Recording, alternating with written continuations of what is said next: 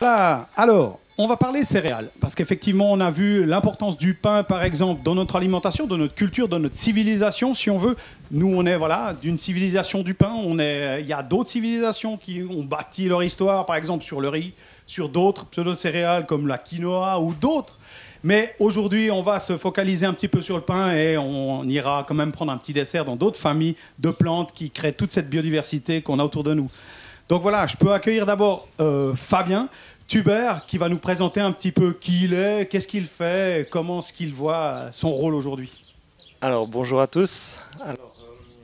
Moi je représente la ferme des Terres Rouges, on est situé à Pommy, c'est une petite ferme familiale de 45 hectares avec 35 vaches laitières, on est en zone gruyère. On a la chance de pouvoir produire un gruyère bio sur Pommy. Et puis à côté de ça, la grosse partie de notre passion, je vais dire, c'est la filière céréales. Donc du blé au pain, on essaye de faire toutes les étapes jusqu'à la vente. Donc avec des blés anciens, des blés modernes, une mouture sur meule de pierre à la ferme.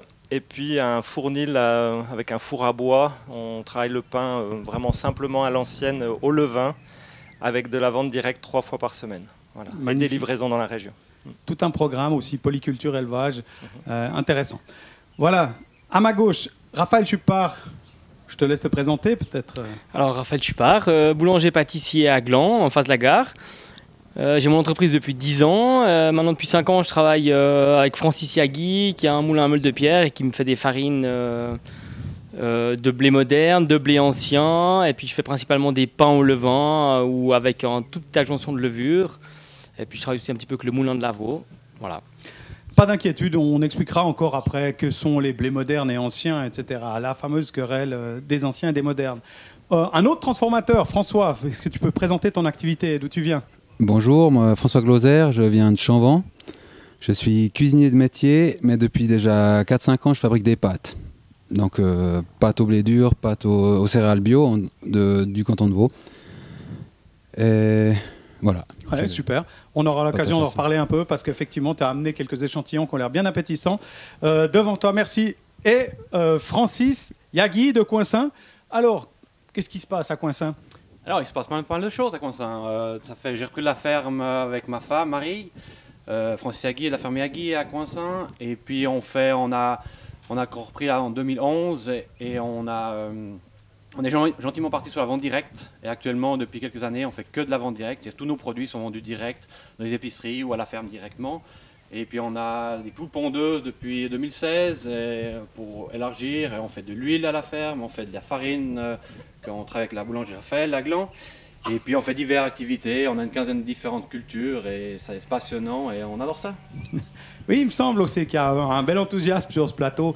Donc on va, si vous le voulez bien, poursuivre un petit peu le cheminement logique. Donc au début, pour avoir du pain ou des excellentes pâtes, il faut bien qu'on ait de la farine. Et puis la farine, ma foi, il faut des graines. Et puis ces graines, il faut les planter, il faut peut-être même les sélectionner. Donc si vous le voulez bien, on va suivre le cheminement un petit peu logique depuis la plantation, enfin le semis de ces graines dans le sol. Parce qu'effectivement, on sait qu'en agriculture biologique, pas de recours aux pesticides de synthèse, en particulier les herbicides, etc., ou l'azote, donc c'est l'engrais, si on veut, chimique de synthèse. Donc effectivement, là, il doit y avoir quand même une question au niveau de la variété ou de l'adaptation quand on fait le choix d'une agriculture plus durable. Est-ce que vraiment certaines variétés de céréales conviennent mieux au bio que d'autres? Là, je vais passer la parole d'abord à Fabien, puis aussi tu peux réagir comme agriculteur pratiquant. Donc, est-ce qu'il y a vraiment des variétés qui vont mieux pour l'agriculture bio? Alors c'est assez clair qu'on ne peut pas se permettre de cultiver n'importe quelle variété en bio, dans le sens où on doit être surtout sur de la prévention par rapport à l'enherbement, on n'a pas de moyens de recours. Le but du jeu, c'est que le blé se mette en place le plus propre possible sans intervenir. Donc ça passe par des variétés qui ont des pores couvrants, des blés qui vont prendre l'espace, empêcher les mauvaises herbes de venir. On a peu d'adjonction d'azote, si ce n'est les engrais de ferme. Donc à ce niveau-là, on arrive à bien gérer.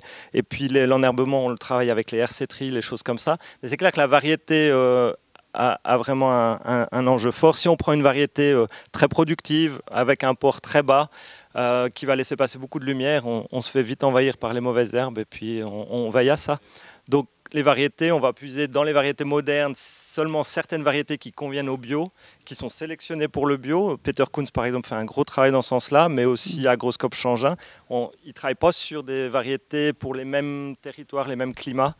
Et puis, comme ça, nous, on a un panel de choix selon où on se trouve pour faire les meilleurs choix. Puis après, il y a toutes les variétés anciennes qu'on s'est amusé à ressortir des conservatoires, où là, effectivement, on retrouve des variétés de terroirs qui étaient déjà adaptées à nos terroirs. Et puis, avec des avantages et des inconvénients. À l'époque, la sélection n'avait pas été aussi loin non plus. On se retrouve avec des problèmes de verse également. Donc, moi, je suis assez partisan de puiser dans toute la panoplie à notre disposition, puis en fonction de nos conditions, de nos objectifs, choisir les meilleures variétés les plus adaptées, quoi. Merci beaucoup. Peut-être que Francis veut réagir, et puis moi, je lui demanderai aussi peut-être nous faire une explication, peut-être pour ceux qui ne savent pas ce que c'est qu'une herse étrille, par exemple. Alors oui, une herse-étrille, c'est simplement c'est très vieux finalement. Nos grands-parents utilisaient une herse derrière un cheval avec des sortes de gros clous et qui tiraient dans les céréales et qui enlevaient il se met un peu plus dense les variétés de blé, et en fait ça tuait, ça arrachait les mauvaises herbes.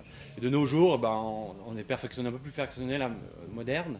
Et puis on travaille avec des hersetteries, c'est-à-dire qu'en fait c'est une dent qui est sur un ressort et qui gratte simplement le sol. Et en fait la mauvaise herbe, on essaye toujours de semer, on va dire, on peut d'avance par rapport à la culture, il faut qu'elle ait de l'avance par rapport à la mauvaise herbe en général. Ça va dans notre sens. Et puis la hersetterie elle va enlever les petites mauvaises herbes. Voilà un peu la hersetterie. Et puis par rapport aux salles anciennes, je rejoins Fabien par rapport à ce qu'il a dit, tout à fait. Et là aussi, le côté par rapport à l'azote. En fait, souvent, si on mettrait le même azote sur les anciennes céréales que sur les modernes, en fait, on arriverait beaucoup avec des blés qui versent et tout, qu'on a des problèmes. Et puis chez moi, en fait, les variétés, en fait, c'est assez drôle parce qu'en fait, c'est pas moi qui les décide. On décide avec Raphaël. Et chaque année, sur 12 hectares, j'en cultive environ 5-6 variétés.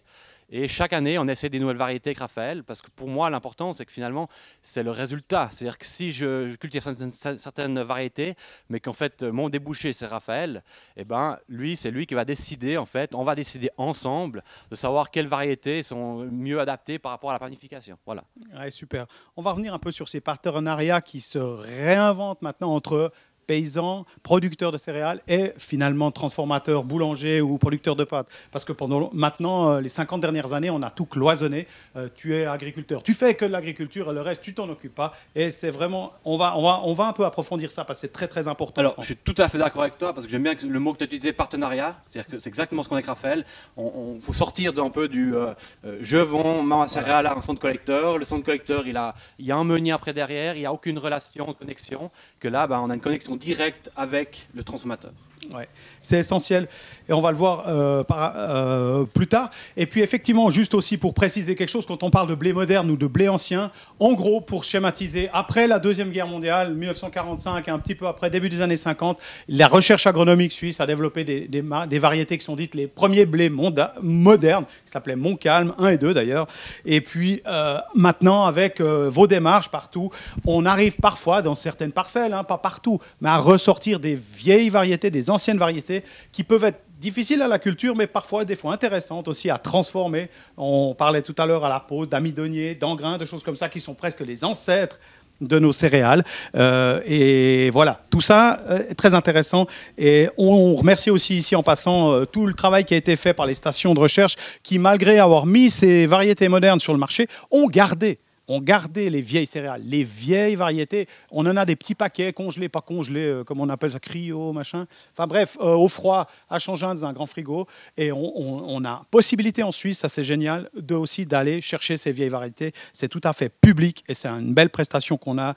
Quand même, un petit coup de chapeau aussi à l'Office fédéral de l'agriculture de soutenir tout ça. Voilà.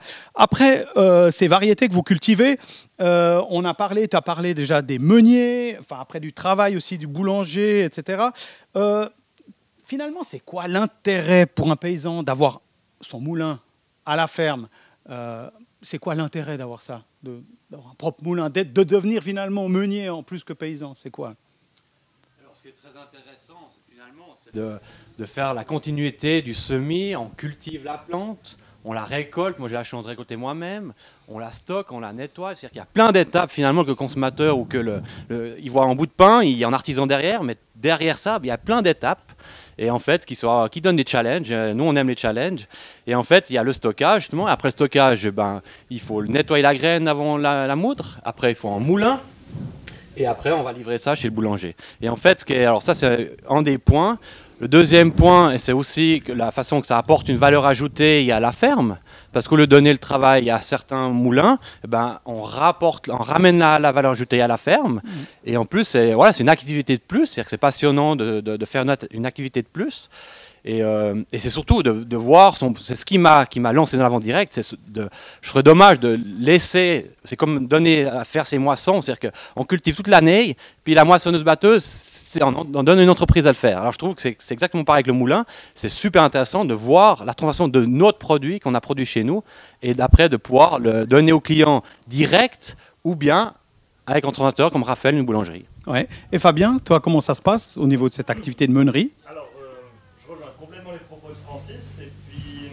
Ce que je pourrais rajouter, c'est la diversification. C'est vraiment ce plaisir de faire toutes les étapes. Et puis, je pense qu'il faut être passionné pour faire ça. Il ne faut pas le faire par contrainte, juste parce que financièrement, effectivement, la valeur ajoutée, elle reste chez nous. Puis ça, c'est une donnée vachement importante. Mais après, il faut le faire, je pense, avec plaisir. Il faut aimer trier, aimer faire cette farine, aimer tous les jours aller vers son moulin, le régler, le remplir. C'est un travail quotidien. C'est assez comparable avec, finalement, quand on est passionné de bétail. On est tous les jours au contact de son bétail. Là, c'est pas le semis, la récolte, c'est toute l'année. On est avec nos cultures, nos grains, notre produit fini. Et puis, moi, l'idée qui est importante là derrière, c'est de ne pas courir après les hectares, après les terrains. Je pense qu'il faut arrêter avec ce schéma-là, c'est de dire sur 40 hectares, on peut vivre. On peut vivre sans problème, une famille, même employer du personnel. Et c'est ça que je trouve vraiment joli et qui me motive, c'est de dire sur une petite ferme. Puis si on dit ça à des Français qui ont des fermes de 400 hectares, c'est, je pense, encore plus emblématique. Évidemment, on n'est pas dans le même contexte économique, mais c'est de montrer que, voilà, à petite échelle, on arrive vraiment à vivre de notre métier, à condition de se diversifier, à mon avis. Oui, merci beaucoup.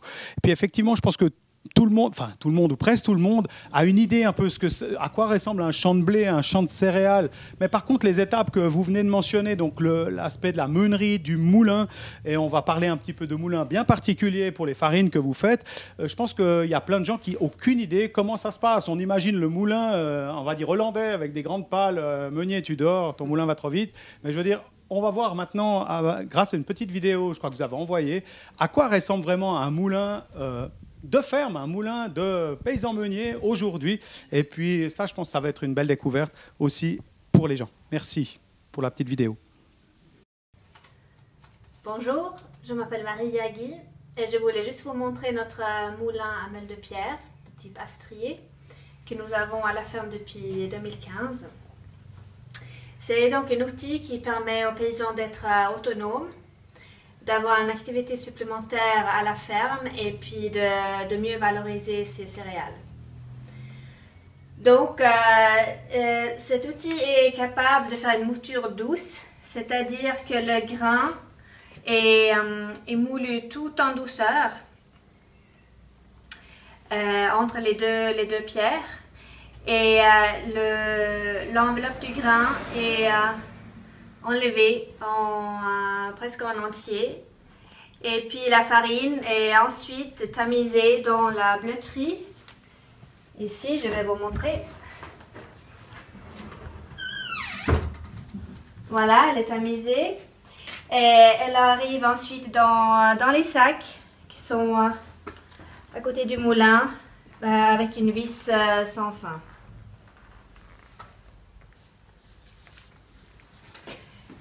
Donc, au cours de cette opération, la mouture, toutes les substances du grain sont intimement intégrées, mélangées dans la farine, y compris le germe du grain. Et le germe du grain, c'est donc le siège principal des vitamines et des minéraux. Et cela reste dans la farine, ce qui est intéressant au point de vue nutritionnel. Alors maintenant, je vais vous faire une petite démonstration.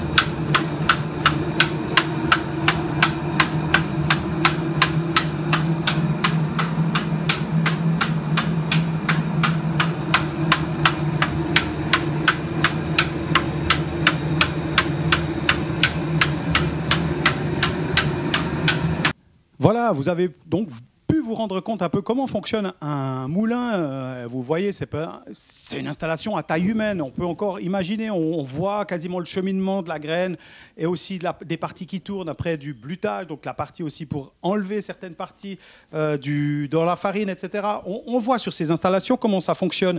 Mais effectivement, ce qu'on ne sait pas autre, tu le disais tout à l'heure Fabien, c'est un nouveau métier, c'est un nouveau défi, effectivement, de parfois d'aller sur cette étape aussi de meunerie.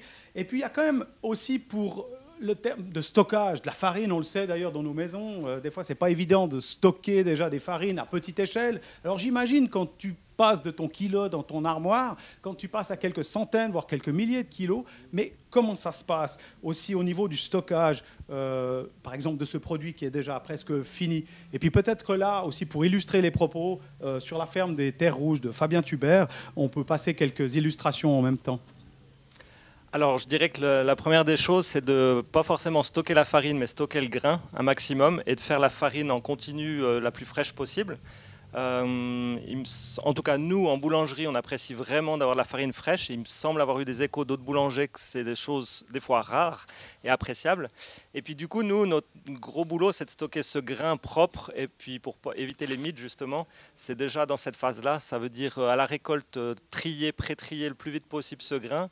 Puis surtout le refroidir. Notre solution en bio, c'est de ne pas traiter les cellules de stockage de grains, bien sûr, mais c'est de refroidir le grain le plus vite possible. Ça veut dire déjà l'été, pendant les nuits fraîches, on va ventiler et puis baisser le grain de 30 degrés à 25 degrés ou 22 degrés si on peut.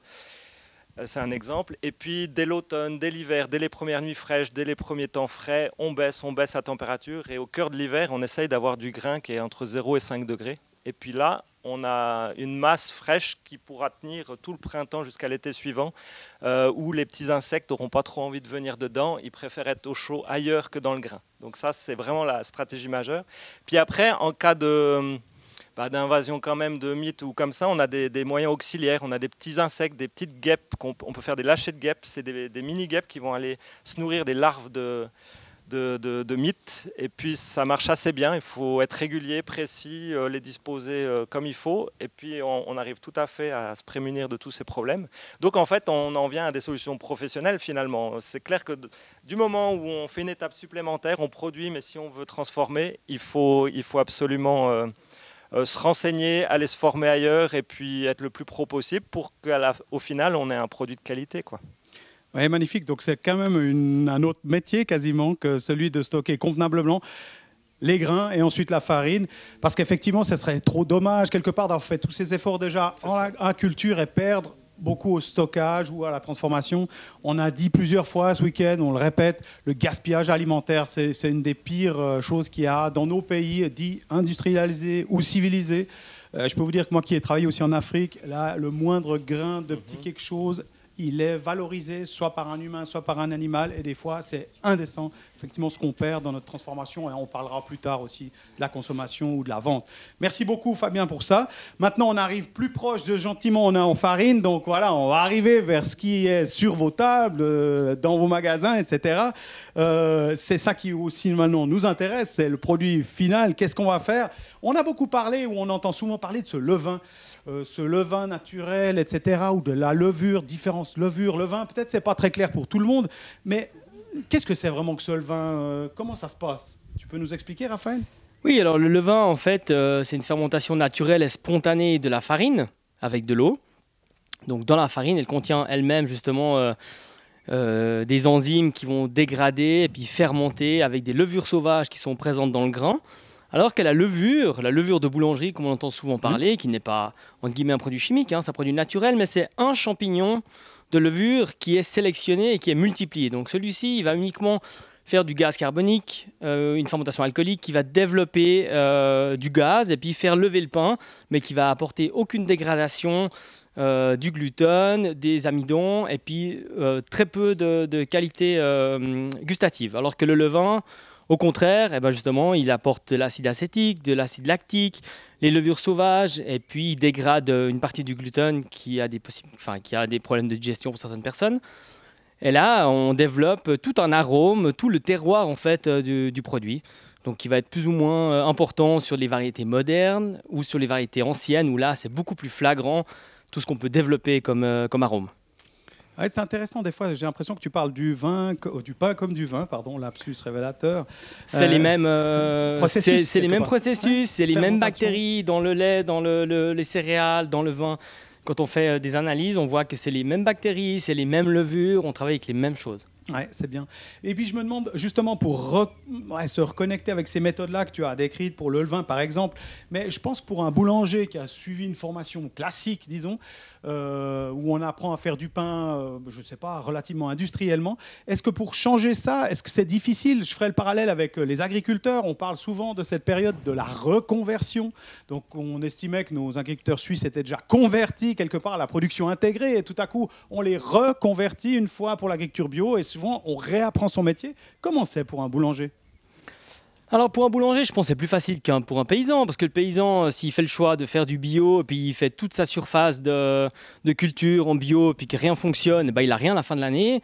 Que nous, on a l'avantage, on peut commencer par des petits essais dans un laboratoire. Parallèlement, on fait un essai de levain, on fait une sorte de pain, on voit l'impact qu'il y a au magasin, et puis après, c'est une conviction personnelle, si on veut mettre ça en avant ou pas. Moi, j'ai fait le choix de mettre ça en avant, donc j'ai vraiment bossé à fond là-dessus, et puis ça fonctionne. Donc après, c'est vraiment une conviction, je pense, personnelle, et puis je pense pour le boulanger, c'est plus facile. C'est plus facile. Et puis, comment tu vois le futur? Est-ce que tu as l'impression qu'il y a des collègues boulangers qui suivent cette tendance? Est-ce que ça pourrait enfin, ça fait quelques années maintenant que tu es ton propre patron. Est-ce que c'est couronné de succès, ou bien est-ce que c'est galère, ou est-ce que tu dirais, mais intéressez-vous, réintéressez-vous à ces variétés, à cette manière de faire du pain? Est-ce que ça marche finalement? Oui, alors ça marche vraiment. Les gens sont vraiment intéressés, très sensibles à ça, de plus en plus. Mais là, en plus, c'est que cette période maintenant où les gens n'ont pas le choix que d'aller chez les artisans et de rester en Suisse pour nos petits produits. Donc vraiment, il y a un intérêt de la population. Les boulangers, je pense qu'il faut qu'ils s'y mettent aussi vraiment, parce qu'il y a un intérêt. Donc il ne faut pas laisser non plus l'industrie prendre le chemin, parce qu'eux, ils sont très réactifs, souvent plus que nous. Alors que pour nous, c'est quand même plus facile, on peut le faire très rapidement. Alors je pense qu'il y a vraiment un intérêt, oui, il faut aller dans ce sens-là. Ah, écoute, merci, parce qu'effectivement, j'ai l'impression qu'il y a quand même beaucoup de petits commerces, dont des boulangeries ou boucheries ou autres, qui ferment parce que concurrence des grandes surfaces, mais ils font peut-être pas l'effort de se démarquer vraiment en proposant des produits comme ceux que tu as là sur la table, je veux dire, enfin, des produits différents, qui ont aussi une traçabilité, une histoire à raconter, une authenticité aussi, qui n'est pas du tout le cas dans le super... comment on dit, pâton, enfin le pain pré-cuit, enfin terme technique encore une fois, mais le pain pré-cuit qui arrive, qui est joli, croustillant, mais en fait qui a aucune histoire, enfin je veux dire, et qui même rassasie pas tellement. Voilà, exactement. Il y a ce problème-là aussi du côté nutritif, que les pains au levain, c'est beaucoup plus nutritif, on en mange moins et on est plus vite rassasié qu'avec un pain qui est fait industriellement et qui a des taux glycémiques très importants et puis qui a des problèmes nutritifs qui sont très mauvais. Donc les gens sont sensibles à ça, ils voient la différence quand ils consomment ces pains. Et puis je pense qu'on a la chance de pouvoir travailler avec des agriculteurs maintenant qui font des farines. Il y a des moulins aussi qui viennent en arrière, il n'y a pas que les agriculteurs, mais les moulins font aussi très attention maintenant pour demander à les agriculteurs de cultiver des variétés anciennes, de faire des farines bio. Donc il y a toute la filière, je pense, qui est en train de prendre une autre direction. Et puis tu évoques des problèmes, enfin des réactions, enfin tu indiques que des gens supportent mieux ou apprécient ces pains, se digèrent plus lentement, enfin nourrissent plus finalement. On parle énormément, on l'a évoqué 2-3 fois lors de ces 2 jours, les aspects gluten qui sont vraiment quasiment presque tous les jours, bon pas ces temps, mais en général souvent dans les journaux, les problèmes d'intolérance au gluten. Toi tu as constaté des différences avec ces problèmes d'intolérance au gluten, avec ces vieilles variétés ou ces fermentations longues? Alors on voit bien que des gens qui sont plus ou moins intolérants au gluten, voire même cœliaques, quand ils consomment des anciennes variétés qui sont transformées au levain, donc il y a une dégradation de ce gluten, il est pré-digéré, donc automatiquement c'est beaucoup plus digeste. Donc là on a des clients qui nous disent qu'ils peuvent consommer du pain à long grain ou à l'amidonnier sans recourir à du pain sans gluten, vraiment, qui n'est pas forcément des variétés, des céréales, c'est des céréales, mais ce n'est pas des variétés de blé ou d'épeautre ou d'anciennes variétés. Donc là, il y a vraiment une différence avec la transformation normale à la levure. Et souvent, les temps de fermentation aussi sont très importants. Du pain industriel qui est fait en 5-6 heures. Nous, on fait du pain sur 15, 20 ou 24 heures, ou même plus dans certains cas. Déjà en bouche, hein, on sent la différence. Les mie sont beaucoup plus fondantes. On a pu le remarquer avant quand on a mangé la fondue. Sur certains pains, on avait des mie très fondantes comparé à certains pains qui vont rester, qu'il faut mastiquer pour pouvoir les digérer. Voilà, merci. Donc, essayez peut-être le pain de longue fermentation pour les gens qui auront peut-être une intolérance, peut-être l'essayer modérément, je ne sais pas, au début, enfin, essayez. Non, pas modérément, forcément, il est boulanger, que voulez-vous, qui vous disent d'autre. Pas de fermentation, par contre, pour tout ce qui est transformation de graines, farine en pâte. François, tu as pris quelques échantillons avec toi, donc explique-nous un petit peu comment tu procèdes pour fabriquer ces choses. Beau produit. Alors là, j'ai pris du blé dur. C'est mon frère Mathieu qui cultive du blé dur à Champvent. Il n'y en a pas beaucoup qui le cultivent en bio. Mais c'est une céréale qui se prête bien à la fabrication de pâtes, contrairement à la fabrication de pain. Parce que le gluten, c'est un plus court, plus fort. Et en fait, la fabrication des pâtes, c'est beaucoup moins compliqué que le pain. Il y a moins moins d'étapes. Mais c'est quelque chose qui est facile à vendre, qui est un produit que tout le monde connaît, que tout le monde mange beaucoup. Et je crois que pour Francis, pour Fabien, c'est des produits qui valorisent aussi leur farine, qui proposent en plus à leurs clients dans leur magasin de vente directe. Et je crois que c'est une étape, un soutien aussi à l'agriculture bio que je peux amener avec ce travail. Puis toi, en fait, c'était quoi le déclic, là où les raisons qui ont fait que tu te dis, bon, allez, maintenant, je fais des pâtes artisanales? Parce qu'effectivement, maintenant, on en voit pas mal. Mais quand tu as commencé, il n'y avait pas tant que ça qui se lançait là-dedans. Qu'est-ce que c'était le déclic, l'origine de cette idée? Alors, on a commencé avec Mathieu, justement mon frère, de valoriser les produits de la ferme. Comme je suis cuisinier, je touche un peu. Et petit à petit, de fil en aiguille, on est parti dans des directions, on a arrêté certaines choses, et puis il s'est avéré que les pâtes, c'est déjà un produit que j'aime beaucoup. Les pâtes bio, sans œufs, ça se faisait pas. Et voilà, j'ai commencé à faire ça, j'ai commencé aussi à me spécialiser. Au début, c'était peut-être un petit peu plus compliqué, maintenant elles commencent à être bien... L'important, c'est d'avoir un produit qui convainc les gens. Si on achète un produit qui se casse à la cuisson, qui est compliqué à cuisiner, ça va être compliqué à le vendre. Donc avec la demande, j'ai continué, j'ai investi dans une machine un peu plus performante, et puis maintenant je travaille pour une dizaine de paysans bio qui me donnent leur farine à transformer. Ouais. Qui te chargent de transformer leur farine. Quoi. Voilà. Tu peux faire ce travail à façon finalement. Je fais travailler à façon beaucoup. Ah ouais, c'est super. Puis effectivement, tu as mentionné tout à l'heure, on a passé un peu rapidement là-dessus sur blé dur, blé tendre. Donc effectivement, on peut dire qu'au niveau mondial, le blé dur qui est plutôt en Italie, au sud de la France, etc., ça représente, je sais pas, mais au moins 9 pâtes sur 10 ou 90% des pâtes sont faites avec du blé dur normalement. Donc ouais, on parle autour, j'en sais rien. Je ne sais pas non plus, mais la plupart. Énorme. Oui. Ouais. Puis donc ce blé tendre, le blé de chez nous, donc on a le blé qui pousse ici, avec lequel tu fais par exemple des excellents pains. Est-ce qu'il y a une autre manière de le travailler que le blé dur pour faire la pâte? Je ne dis pas pour la cuire, on en parlera après peut-être. Non, c'est la même manière. C'est la même. C'est juste, c'est une pâte qui sera peut-être un petit peu moins al dente, comme le blé dur a sa spécificité que le blé tendre ne possède pas, mais ça fait des très très bonnes pâtes, justement des pâtes à l'épeautre qui marchent très bien, qui contiennent un peu moins de gluten, mais qui sont très appréciés des consommateurs. Ouais. Moi j'ai remarqué, parce que j'en achète régulièrement chez plusieurs fabricants de pâtes artisanales, c'est qu'il y a un côté aussi pour vous qui nous écoutez, qui êtes des gens, maintenant on a un peu plus le temps, mais nous sommes tous des gens parfois très pressés dans notre timing. Moi ce que j'ai remarqué comme grand avantage des pâtes au blé tendre, c'est que tu fais cuire ton eau, tu bascules tes pâtes dedans, et quasiment tu peux arrêter la plaque, et je veux dire 2 minutes après, elles sont al dente. Si tu les cuis 7, 8, 9 minutes, ça ressemble presque à de la semoule. Donc il y a un côté quand même aussi de temps, et puis écologique, parce que finalement ta plaque électrique, elle tourne moins de temps, elle tourne peut-être 2 minutes maximum pour cuire tes pâtes. Ou bien tu confirmes? Alors non, c'est pas les miennes. Pas les tiennes, mais... Non, mais celles au blé tendre. 7-8 minutes au blé tendre, elles tiennent encore. Elles tiennent? Oui. Okay. Sinon j'arrête. Bon voilà. Non, mais moi, mon argument écologique tombe à l'eau.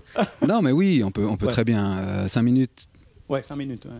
Ça, on peut arrêter la plaque 3-4 minutes avant que la cuisson soit terminée. Mais ouais, l'important, moi je veux des pâtes qui soient des pâtes. Ouais, une tenue quoi. Voilà. Ouais. C'est aussi pour ça que j'ai un petit peu, pas forcé, mais proposé à mon frère de cultiver du blé dur. C'est pas évident, on a mis quelques années, quoi. Lui, il a eu quelques essais, et puis on arrive quand même à une qualité qui est bien maintenant. Justement, au niveau qualité, est-ce que tu as des expériences au niveau, par exemple, par rapport à une pâte industrielle, peut-être même industrielle bio? Est-ce qu'il y a, au niveau de la cuisson, on en a parlé, mais est-ce qu'au niveau des qualités nutritives, de la santé, comme on en a parlé pour le pain avant, est-ce qu'il existe des comparaisons, des différences entre ce genre de pâtes? Est-ce que tu en as aux connaissances? Les miennes sont meilleures que celles de l'industrie, de toute façon. Non, après nutritionnellement.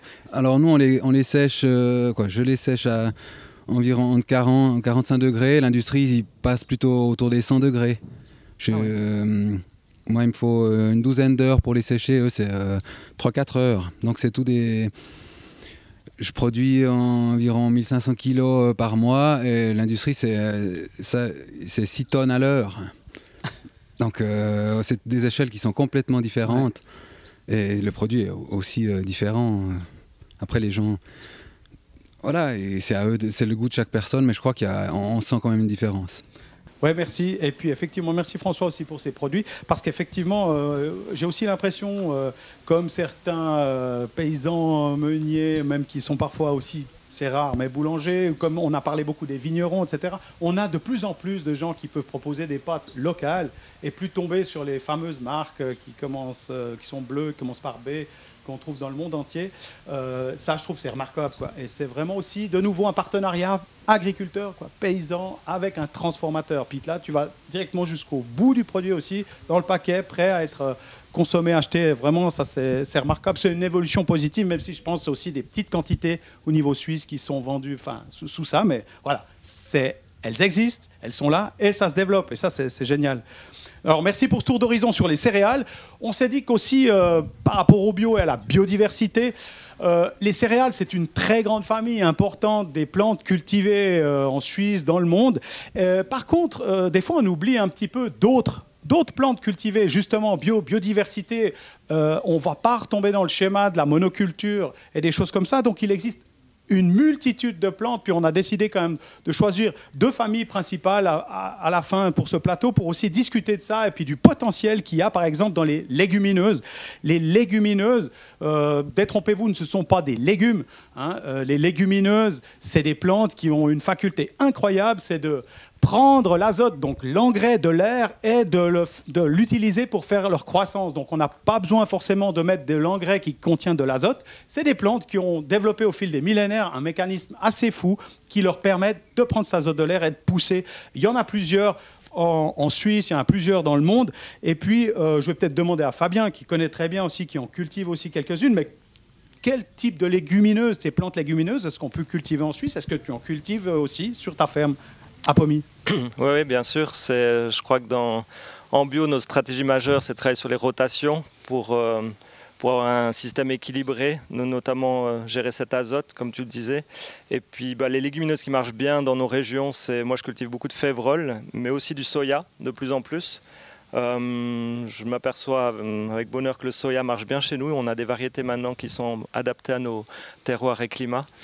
Et puis, c'est vraiment des précédents extraordinaires pour le blé. On essaye d'intercaler ces légumineuses, les mettre avant des cultures de blé qui demandent beaucoup d'azote ou de céréales qui demandent de l'azote, alors que des vieilles variétés comme de l'engrain de l'amidonnier, on va justement mettre ça en fin de rotation ou dans des terres qui sont plus pauvres. Elles se débrouillent, elles n'ont jamais eu besoin de plus, mais certains de nos blés ont besoin de cet azote. Et la févrole, je dirais que c'est le numéro 1 en précédent pour les céréales. J'ai déjà eu un blé positionné sur un précédent févrole à moitié, soya à moitié. On voyait vraiment la différence. La févrole, elle n'est pas très bien payée. C'est une graine qui a quelques maladies. On n'est pas toujours satisfait. Mais en fait, il faut la voir comme un apport dans nos... C'est une richesse, disons, agraire, quoi. On redonne à notre sol quelque chose dont il a besoin. Et moi, je la maintiens, cette févrole, dans ce sens. Mais on peut cultiver du pois ou d'autres légumineuses. Oui, effectivement. Il y en a plusieurs de ces légumineuses à graines, mais tu as mentionné peut-être févrole, peut-être, ça ne dit pas grand-chose. Qu'est-ce qu'on peut faire de la févrole ou surtout du soja, dont on parle des fois à tort et à travers. Qu'est-ce qu'on peut faire avec ce soja? On arrive dans des grands débats. Évidemment, ça rejoint moi quelque chose que je défends, c'est la polyculture élevage. C'est de dire des fermes où on maintient la vie animale pour avoir cet équilibre végétal-animal. Parce que moi j'ai beau réfléchir, j'arrive pas à voir comment on pourrait faire que du végétal dans nos sols sans apport redonné de l'engrais organique, donc du fumier, du compost, du lisier, n'importe quoi. Mais les sols s'épuisent, plus on les cultive intensivement, plus ils s'épuisent, donc il faut leur redonner nourriture. Et puis voilà, les animaux ont toute leur importance et du coup, on a besoin d'un minimum de fourrage pour ces animaux. Et puis cette févrole, elle est fourragère, les pois peuvent être fourragés. Le soya, par contre, peut être fourragé, mais il peut être aussi alimentaire. Il est de plus en plus demandé en consommation humaine. La demande a encore explosé cette année, on nous a demandé d'en cultiver encore plus. Donc il y a une concurrence même entre le soya fourragé et alimentaire, où voilà, on fait tout ce qu'on peut pour les mettre dans nos rotations, quoi.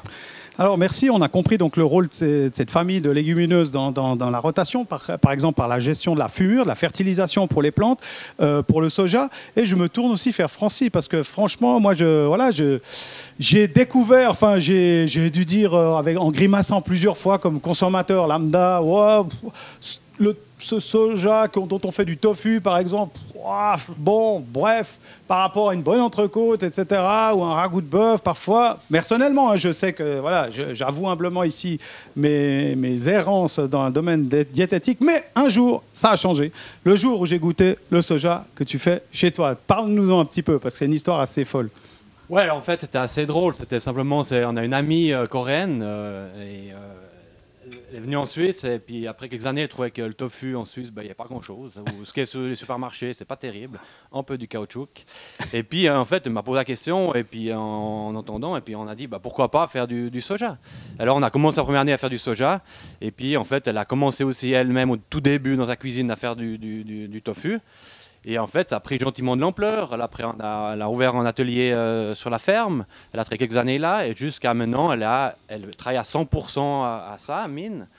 Et puis, elle a même quelqu'un en employé maintenant. Et puis, en fait, l'avantage, c'est qu'on nous-mêmes... Alors, comme il a dit Fabien, c'est que vous avez dit, c'est que le soja, c'est une légumineuse. C'est-à-dire que le problème qu'on a sur des grandes fermes ou moyennes fermes, sans bétail, c'est moins en moins le cas chez nous parce qu'on a les poules pondeuses qui m'apportent de la fumure, mais c'est une légumineuse et on n'a pas besoin de lui apporter d'azote. Elle pousse plus ou moins tout seul. La seule chose, c'est la désherber. Et si on la désherbe bien, elle est là et on a des super bons rendements. C'est équivalent au conventionnel. Et ce qui est intéressant avec le soja, avec le tofu aussi, il y a une demande du consommateur. C'est-à-dire qu'on le voit vraiment, la demande, il y a de moins en moins de gens quand même, on nous pousse par rapport à l'écologie de manger moins de viande. Tout à fait. Et puis c'est que alors il y a les légumineuses, il y a les lentilles, il y a des pois chiches, il y a une multitude de légumineuses. Il y a la grande famille, on va dire plutôt qu'on utilise principalement pour l'affouragement du bétail, ce que Fabien a dit. Et il y a l'autre famille, on va dire, qui est tout ce qui est lentilles et tout. On peut faire aussi de différentes choses. Et on voit, nous, ça a vraiment pris de l'ampleur chez nous, notre ferme. Et on a augmenté les légumineuses par rapport à la rotation, parce qu'on ne peut pas augmenter tant que ça non plus. Il faut respecter une rotation. Mais nous, on a augmenté au maximum vu qu'on n'a pas de fumure locale chez nous. Ouais. Ah super, en tout cas aussi merci aussi à ta collaboratrice, enfin associée aussi qui fabrique ces tofu. Effectivement, moi j'ai changé d'avis donc depuis que j'ai goûté son tofu, c'est un petit coup de pub bien placé ici, mais on est entre nous. Hein. Voilà. Et effectivement donc ça c'est des légumineuses qu'on peut cultiver. Enfin on a parlé d'un ou deux produits. Là je me tourne sans préparation mais du tout, mais vers un boulanger. Est-ce qu'on peut faire quelque chose avec une légumineuse telle que soja et autres? Oui, on peut l'incorporer dans certains pains. Moi, dans un pain, on met justement du soja que je grille et puis que je broie et que je mets dans le pain. Donc ça apporte une saveur incroyable. Et puis ça apporte aussi des protéines à l'intérieur, des bonnes protéines. On peut le faire avec des lentilles, on peut les faire en farine et puis les incorporer dans le pain. Donc on peut aussi décliner plein de choses sur la boulangerie avec ces légumineuses. Oui. Ah, excellent. Et puis les pâtes, ça existe? On intègre ça aussi? Ou c'est délicat? Alors, moi, j'ai plutôt fait avec du sarrasin, qui est aussi une autre céréale. J'ai fait des essais avec le pois chiche. Ça donne, c'est assez spécial. Mais après, l'industrie s'est emparée de ces farines légumineuses pour les intolérants au gluten. Donc c'est possible de faire 100%, mais c'est des procédés industriels, il faut cuire les farines avant de les transformer en pâte. Donc moi je ne suis pas équipé pour faire ça. Ouais. Alors je fais des mélanges plutôt sarrasin et voilà. Mais ouais, c'est... Alors sarrasin, effectivement, c'est une plante qui est assez intéressante, donc ou qu'on appelle dans certaines régions de la France blé noir, sauf erreur, hein, c'est ça. Tous les amateurs de crêpes, surtout les salés, connaissent bien sûr la farine de sarrasin, inimitable pour ce genre de produit, quoi. C'est peut-être aussi, on s'est dit diversité, là on était sur les céréales, sur les légumineuses, et il y a une grande famille encore qui pousse pas très loin d'ici, j'ai vu un grand champ encore tout à l'heure, c'est la famille des oléagineux, donc les plantes dont on presse les produits pour faire différentes sortes d'huile. Tu nous as parlé avant de la place dans la rotation des légumineuses, le rôle très important en agriculture bio. Est-ce que ces plantes qui vont donner des huiles finalement, est-ce que toi tu en cultives ou comment tu perçois cette grande famille de plantes? Oui, c'est dans la même logique, diversifier nos rotations. En crucifère, j'ai le colza. Donc on le fait presser dans un moulin à Sévry, on récupère l'huile pour faire la vente directe également, puis aussi les graines pour les incorporer dans un pain aux graines de colza. Ouais. Donc ça c'est assez intéressant, ça faisait un nouveau produit qui est très apprécié. Mais toujours pareil en termes agronomiques, plus on diversifie notre rotation, crucifères, légumineuses, oléoprotéagineux, céréales, plus on ménage notre sol, plus on est autonome et puis voilà, c'est vraiment le cœur du métier finalement, on y revient. C'est le cœur du métier, mais effectivement tu fais bien de dire qu'on y revient, et en agriculture bio on est obligé d'y revenir parce que sinon si on va dans un système monoculture par exemple plusieurs années de suite sur la même parcelle cultiver la même espèce principalement, on va être confronté à des problèmes insurmontables quasiment de parasites, de champignons parasites, etc. Donc effectivement vous l'avez entendu plusieurs fois, peut-être préciser un petit peu cette histoire de rotation des cultures parce que voilà, est-ce que tu peux juste mentionner un petit peu qu'est-ce que c'est une bonne rotation? Je pense que tous ceux qui nous écoutent qui ont un jardin potager, vous allez peut-être faire l'expérience, vous n'allez pas faire 10 ans de suite sur le même truc, des tomates, sur le même carreau des tomates par exemple, mais c'est ça donc si j'ai bien compris l'histoire de la rotation. Exactement, c'est vrai que ça nous paraît logique maintenant parce qu'on a cette pratique, mais ça me fait, quand je reviens en France, j'aime bien discuter avec les collègues et puis on s'aperçoit que voilà, c'est pas évident pour tout agriculteur sur cette planète d'établir une rotation sur sa ferme. Donc l'idée c'est d'avoir une tête de rotation, par exemple nous avec 2 années de prairie. Donc la prairie va permettre le repos du sol. On a aussi des légumineuses dans la prairie comme la luzerne qui va redonner de l'azote au sol. Elle est autonome et puis on va détruire cette prairie au bout de 2-3 années. Puis on va pouvoir cultiver une céréale derrière qui va être magnifique en général. On a aussi un terrain qui est propre derrière une prairie. On a très peu d'enherbement. Là, on est au début de la rotation. Puis nous, par exemple, on va faire une rotation sur 5 ou 6 ans après cette prairie. Donc la céréale va se trouver derrière avec, par exemple, un colza ou un maïs, derrière lequel on va revenir avec une céréale, donc une année sur 2. Et puis on va pouvoir faire des cultures intercalaires aussi entre les deux. Si on a une culture qu'on récolte à l'automne, la suivante, si on veut la semer au printemps, on ne va jamais laisser le sol à nu, on va le couvrir avec une culture intercalaire, ce qu'on appelle un engrais vert. L'idée, c'est que le sol reste vivant, toujours avec une racine vivante dedans. L'image simple qui parle à tout le monde, c'est d'aller en forêt, gratter le sol d'une forêt, ça sent bon, c'est plein d'humus, mais il y a le feuillage qui se décompose chaque année, qui enchérit la terre. Et puis l'idée, c'est de faire la même chose dans nos terrains. Alors évidemment, c'est plus compliqué, mais c'est l'objectif. Et puis voilà, on intercale nos céréales, nos légumineuses, nos crucifères, et puis sur 5-6 ans, puis on revient en prairie. Et puis ça, c'est voilà, pour moi, avec toutes ces... C'est des idées très intéressantes que se pose la société sur manger bien sûr moins de viande, essayer de limiter notre impact carbone, mais il faut voir que la réflexion elle est complexe si on voulait faire que du légume par exemple et se nourrir que de légumes. Un sol il a besoin de périodes de repos. Souvent, le meilleur repos, c'est la prairie. Qu'est-ce qu'on fait de ces prairies? Jusqu'à preuve du contraire, on n'arrive pas à manger cette herbe. Et par contre, on a des animaux qui savent très bien le faire. On peut se nourrir derrière. Et puis voilà, on rejoint ces débats que je trouve très intéressants, sans tout voir en noir ou en blanc.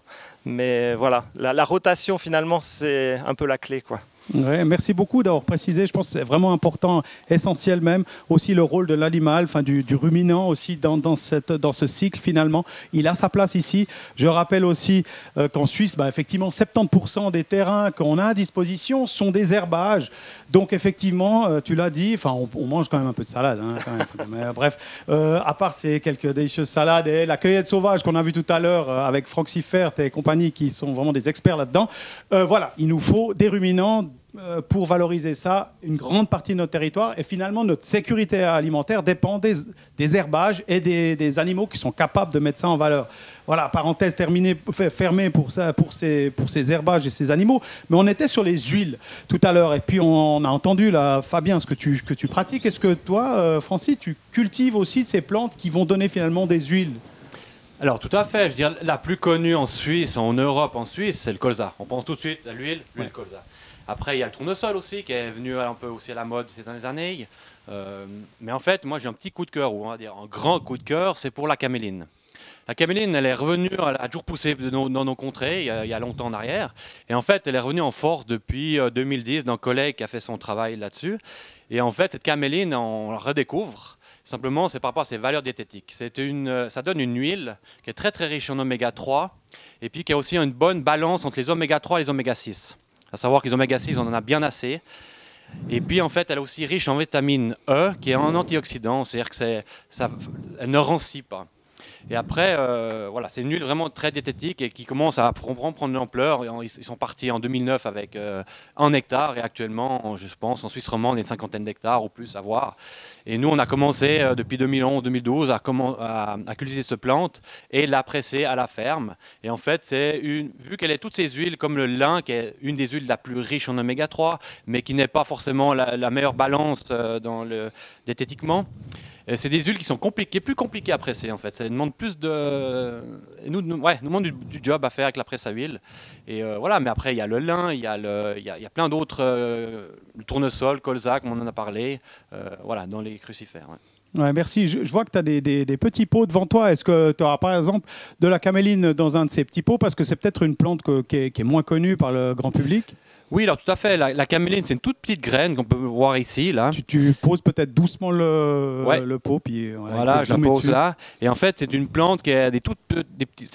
On l'associe avec ou bien du pois. Non. Moi, je l'associe avec la lentille, typiquement. Et en fait, l'avantage qu'elle a, c'est que l'association des cultures, c'est vraiment quelque chose qui est vraiment de plus en plus dans l'agriculture biologique, qui est en train, qui vient vraiment et qu'on voit que ça marche vraiment. Il y a d'autres choses qui se font. Et en fait, ça permet à la lentille c'est aussi une légumineuse, et puis c'est en fait comme une liane, en fait, la lentille, et en fait, elle a besoin d'un tuteur. Et en fait, la caméline, ça donne une tige, ça pousse environ à 50, soit 70 cm de haut, et c'est une tige assez dure. Et en fait, la lentille, elle va s'accrocher un peu autour de ça, et qui nous aide vraiment, qui nous facilite la récolte. Alors voilà un peu et en fait, on la voit peu, parce que vu qu'il y en a peu, mais en fait, c'est une petite fleur jaune, toute discrète, pas du tout comme le colza, elle est beaucoup plus discrète. Et puis par rapport à l'huile, typiquement, on est environ à 30% de rendement, entre 25 et 30% de rendement d'huile. Que si on va sur du colza, on est plutôt à 35-40, voire plus. Voilà, pour donner une idée. Ou même l'huile de noix, ceux qui connaissent tous, on est à 60% d'huile. Voilà. Oui, quand on a enlevé la coquille. Ouais, d'accord, merci. Donc voilà, tu nous as présenté. Je vois qu'aussi devant toi sur la table, il y a encore, il y a plein d'autres choses là. Tu peux juste nous en dire un mot avant que je demande forcément à nos transformateurs est-ce qu'ils utilisent des plantes oléagineuses dans leurs produits. Mais alors, décris-nous déjà ce qu'il y a sur ta table. Alors encore. nous, on cultive la lentille. La lentille. Il faut savoir que la lentille à l'époque, il y a une centaine d'années en arrière, c'est une légumineuse qu'on mangeait. On mangeait beaucoup plus de légumineuses à l'époque. Après la Seconde Guerre, on est parti beaucoup plus sur les gens avec crevés de faim. Et on est parti sur la céréale. La céréale est beaucoup plus stable dans les rendements. Tout ce qui est légumineuse, on est beaucoup moins stable. C'est-à-dire que des fois, il y a des années, ça peut arriver une année sur 4 qu'on récolte rien. Et en fait, c'est pour ça que les légumineuses sont peut-être tombées un peu à l'oubli et qu'elles reviennent en force maintenant. Et en fait, voilà, il y a la lentille, il y a les lentilles, on en fait 3 sortes. Il y a de la verte, il y a de la noire, la beluga, il y a de la corail, il y en a vraiment une diversité. Après, c'est en continu, on a les pois chiches, typiquement. Les pois chiches, c'est quelque chose en fait, on a des terrains chez nous à Coinsin qui sont très graveleux, très drainants, et on a des problèmes d'eau. Et en fait, je me suis tourné vers le pois chiche simplement, c'est une question culturelle, parce que les pois chiches, ça pousse au sud de la France, le Maroc, et ce genre de choses, et on le pousse maintenant chez nous. Vous pouvez voir une plante devant moi, là, il y a peut-être 2 graines par gousse. C'est donc les plantes qui sont dans le vase. Les grandes gouttes, là, voilà. Ceux-là. Ah, et en fait, ça se cultive relativement bien chez nous, ça marche très bien. Et chaque année, on n'arrive pas à suivre la demande du consommateur, et c'est génial. Et alors, ça demande du challenge, hein. Toutes ces cultures, bien sûr, c'est beaucoup plus compliqué à désherber que des céréales. Ça donne beaucoup plus de job. Ça donne plus de job à la récolte aussi. Ça donne plus de job au triage et tout, pour enlever ces petits cailloux que l'on ramasse avec. Mais on aime ça. Ouais, c'est le challenge. Joli, merci pour cet enthousiasme, pour la recherche des défis. Je crois qu'ils sont nombreux, mais il y en a encore, d'après ce que je comprends, encore à venir. Et puis peut-être aussi pour les transformateurs, un challenge ou un défi, est-ce que ça se fait? Est-ce qu'on intègre aussi dans des produits, par exemple comme le pain ou les pâtes? Mais le pain, est-ce qu'on intègre aussi des oléagineux, des plantes à huile? Alors, comme disait Fabien tout à l'heure, le colza, oui, moi je le mets aussi dans certains pains multicéréales. En graines entières? En graines, ouais, entières. Donc au lieu de mettre du pavot, on met du colza, donc c'est très sympa. La graine est un petit peu plus croquante, donc c'est très agréable gustativement. Et puis la caméline, le problème qu'elle a, c'est qu'en fait son huile ne supporte pas le chaud, elle rancit instantanément. Alors moi j'utilise en fait le tourteau après le pressage, donc vraiment la fibre de la caméline qui est extrait de l'huile, et ça je fais des flûtes au beurre, donc on a vraiment toute la saveur. Alors on n'a pas les qualités nutritives des oméga et des vitamines, mais on a le côté gustatif de la caméline qui est quand même quelque chose de nouveau, qu'on ne connaît pas bien, mais qui est très sympathique, très addictif dans les flûtes. Ah, merci, c'est effectivement, on approche de l'heure de l'apéritif, donc c'est parfait, effectivement. Et François, toi, tu en utilises? Alors, moi, j'utilise des tourteaux, par exemple, de chanvre, pour François de Venoge à Dizy. Il fabrique des pâtes au chanvre, j'en mets environ 10-15%, mais une fois pressé, comme ça, on n'a pas le problème de rancissement de toute cette huile. Donc, également avec les noix, le nion. Ouais. On fait des très bonnes pâtes aux oignons de noix. Et voilà, c'est une façon de valoriser. Et ça, c'est intéressant, de valoriser ces sous-produits que peut-être on donnait aux animaux ou peut-être même dans certains cas on jetait, mais surtout, je pense aux animaux qui sont fourragés avec ça. Merci, c'est un très, très bon exemple. Et puis pour conclure un petit peu ce tour d'horizon sur les céréales, légumineuses, plantes à huile, je ne sais pas si vous voulez vous exprimer un petit coup pour terminer un petit peu sur comment vous vivez, vous qui êtes au front, quoi, soit aux pâtes, à la boulangerie, dans vos ventes directes, un petit peu cette situation bizarre actuelle qu'on vit avec cette crise qui, malgré tout, voilà, nous, on a quand même réussi à surmonter ça en vous proposant quelques émissions comme ici en direct de BioAgri. Mais est-ce que vous avez vu une différence ou une évolution sur vos activités de commercialisateur direct? Peut-être je recommence avec Fabien ici. Est-ce que pour quelques mots de conclusion là-dessus? Oui, alors clairement, cette période est très particulière. Je crois que pour nous, elle ne serait pas viable comme ça à long terme parce qu'on est vraiment à flux tendu. C'est plutôt intéressant de voir le nombre de personnes qui d'un coup se sont tournées vers les fermes, les petits magasins de vente directe. Vraiment, il y a une influence qui a, je sais pas, on est à 30-40% de plus. Voilà, nous, on n'arriverait pas à tenir le rythme comme ça. Donc, heureusement, on est nombreux. D'où l'intérêt de bien communiquer entre nous, collègues, et puis se répartir sur le territoire, former aussi des jeunes à tout ça. Parce que là, on voit qu'il y a du potentiel si les gens continuent de ce nouveau mode de consommation qui, j'espère que ça va tenir, quoi. Merci, effectivement. Beaucoup aussi de sollicitations ou de travail de votre part pour répondre à cette demande. Et puis, du côté boulangerie, ça n'a rien changé ou ça? Alors, on a des ventes qui sont un peu différentes, mais c'est vrai que le pain a pris beaucoup de place, soit dans mon magasin, soit dans différents points de vente que je livre.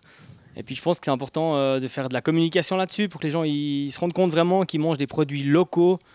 Et puis, faut espérer que par la suite, ils pensent encore à nous, quoi. Pas juste pendant cette période où ils ne veulent pas aller dans les grandes surfaces et puis qu'il y a peut-être moins de produits étrangers à manger. Merci aussi, Raphaël, pour ce témoignage. Effectivement, on espère aussi avec toi que ça aille dans ce sens-là. Et puis, François, toi, est-ce que tu as vu une différence ou bien c'est... Alors oui, moi, comme je travaille pour, par exemple, Francis, qui qui a sa vente directe. J'ai pas eu de baisse, on a beaucoup de demandes. Les pâtes, ben voilà, comme dit, c'est un produit qui se conserve. Les gens ont fait peut-être un peu beaucoup de réserves au début. Là, on sent un peu une petite détente. Il faut qu'ils les mangent quand même.